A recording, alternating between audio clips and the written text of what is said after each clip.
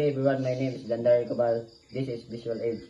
Visual aids are tools or materials that help people understanding and remember information by presenting it visual.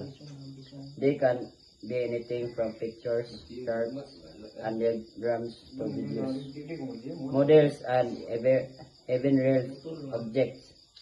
There's some types of visual aids, charts, and graphs.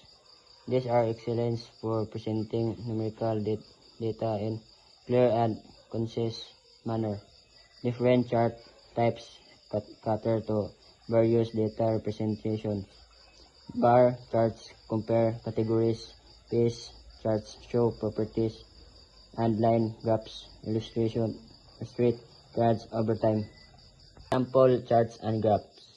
Multi-level donuts chart, angular gauge, dot plot, pie chart, sociogram, proportional area chart, circle, waterfall chart, phase diagram, cycle diagram, population pyramid, box plot, three-dimensional stream graph, semicircle donut chart, topographic map, radar diagram. 2. Image, photographs, illustrations, and diagram effectively communication complex idea or concepts visually. Image can make abstract information more concrete, improving impression and memorability. Study tips. Set study goals. Collaborate with study partners.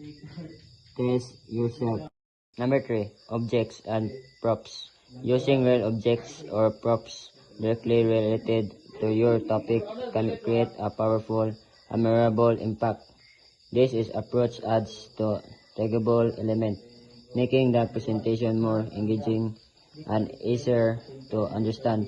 Example, books.